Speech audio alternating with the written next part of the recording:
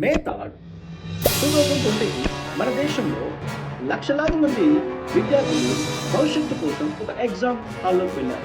ఆ ఎగ్జామ్ పేరే NEET UG 2020. Doctor కావాలన్న కళ తల్లిదండ్రుల కష్టాన్ని తీర్చాలని 2-3 సంవత్సరాలుగా నిద్రలేని రాత్రులు గడిపిన స్టూడెంట్ ఒక ఎగ్జామ్ కోసం తమ జీవితాన్ని అంకితం చేశారు. కానీ ఆ విద్యార్థుల కళను ఒక్క పేపర్ లీక్ మాఫియా చిదిమేసింది. నేషనల్ టెస్టింగ్ ఏజెన్సీ ఎన్టీఏ నిర్వహించిన నీట్ 2026 ఎగ్జామ్ ఇప్పుడు అఫీషియల్ గా క్యాన్సిల్ అయింది. కారణం పేపర్ లీక్ ఎలిగేషన్. మొదట్లో ఎన్టీఏ సోషల్ మీడియాలో వస్తున్న లీక్ వార్తలను రూమర్ అంటూ డిస్మిస్ చేసింది. సెక్యూరిటీ స్ట్రాంగ్ గా ఉంది, లీక్ ఇంపాసిబుల్ అని అఫీషియల్ గా స్టేట్మెంట్ కూడా ఇచ్చింది. కానీ ఎగ్జామ్ జరిగిన కొన్ని రోజులకే రాజస్థాన్ లో షాకింగ్ ఎవిడెన్స్ బయటపడ్డాయి. గెస్ట్ పేపర్ పేరుతో ఎగ్జామ్ కి ముందే కొందరికి క్వశ్చన్ పేపర్ అమ్మారన్న ఆరోపణలు వచ్చాయి. ఇన్వెస్టిగేషన్ లో నీట్ పేపర్ కి ఆ గెస్ట్ పేపర్ కి 100 కంటే ఎక్కువ క్వశ్చన్స్ మ్యాచ్ అయ్యాయని రిపోర్ట్స్ లో వచ్చాయి. ఒక్క పేపర్ కోసం 10 లక్షల నుంచి 25 లక్షల వరకు డబ్బులు తీసుకున్నారన్న ఆరోపణలు బయటపడింది. అక్కడితో ఆగలేదు. Rajasthan SOG raids, multiple arrest, former official involvement allegations, Maharashtra connections, ఇలా కేసు దేశవ్యాప్తంగా విస్తరించింది. చివరికి గవర్నమెంట్ ఇన్వాల్వ్ తో ఎన్ఐటి నీట్ 2016 एग्जाम पूर्तिगा कैंसिल చేసింది. नीट परीक्षा रद्द कर दी गई है. नीट परीक्षा 2026 रद्द कर दी गई है. नीट यूजी की परीक्षा को रद्द कर दिया गया. మళ్ళీ రీ ఎగ్జామ్ నిర్వహిస్తామని ప్రకటించింది. కానీ ఇక్కడ అసలు ప్రశ్న ఏమిటంటే ఈ వ్యవస్థలో తప్పెవరు?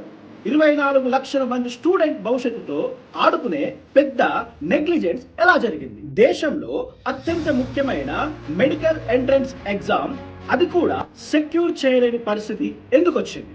ప్రతి సంవత్సరం పేపర్ లీక్ ఎలిగేషన్స్, టెక్నికల్ సమస్యలు, మిస్ మేనేజ్మెంట్ ఇవి ఇప్పుడు కామన్ గా అయిపోయాయి. ఒక మిడిల్ క్లాస్ స్టూడెంట్స్ ఉదయం 4 గంటలకు లేచి చదువుతారు. పేరెంట్స్ లోన్ తీసుకొని కోచింగ్ ఫీజు కడతారు.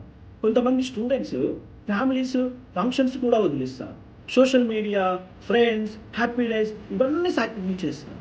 కానీ కొంతమంది డబ్బున్న వాళ్ళు ల్యాక్స్ పెట్టి పేపర్ కొంటే హార్డ్ వర్క్ కి ఎక్కడ వాల్యూ ఉంది? ఇది కేవలం ఎగ్జామ్ ఫెయిల్యూర్ కాదు, ఇది సిస్టమ్ ఫెయిల్యూర్. ఈ కుంభకోణం వల్ల ఎక్కువ నష్టపోయేది ఎవరు? స్టూడెంట్స్ మళ్ళీ ప్రిపరేషన్, స్టూడెంట్స్ మళ్ళీ స్ట్రెస్, స్టూడెంట్స్ మళ్ళీ ప్రెషర్, స్టూడెంట్స్ మళ్ళీ ఒక సందేహం. కొంతమంది స్టూడెంట్స్ ఆల్రెడీ బర్న్అవుట్ అయిపోయారు.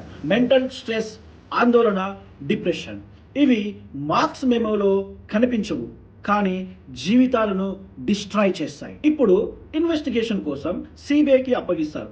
కానీ స్టూడెంట్స్ అడుగుతున్న ప్రశ్న ఒకటే, మా ఫ్యూచర్ కి గ్యారంటీ ఎక్కడ ఉంది? దేశవ్యాప్తంగా డాక్టర్స్ ను తయారు చేసే ఎగ్జామ్ అదే కరప్షన్ కి బలైపోతే అది కేవలం స్టూడెంట్ ఓటమి కాదు, అది దేశ ఎడ్యుకేషన్ సిస్టమ్ ఓటమి. ఇప్పుడు నీట్ 2000 కుంభకోణం ఒక ఎగ్జామ్ కాంట్రవర్సీ కాదు, ఇది trust collapse. Hard work beats talent అని చెప్పే మన దేశంలో డబ్బు, లీక్స్, మాఫియా హార్డ్ వర్క్ ను ఓడిస్తే ప్రతి నిజాయితీగా చదివే స్టూడెంట్ కు జరిగే అన్యాయం కాదా? ఎగ్జామ్ హాల్లోకి స్టూడెంట్ వెళ్ళడానికి చెక్ చేసే ఈ వ్యవస్థ మరి ఒక పేపర్ ని ఎందుకు సెక్యూర్ చేయలేదు? మీ యొక్క అభిప్రాయాన్ని కామెంట్స్ ద్వారా తెలియజేయండి. మరిన్ని అప్డేట్స్ కోసం మన చాట్ విత్ జిఎస్పి ఛానల్ని ఫాలో అవ్వండి. Thank you. జై హింద్.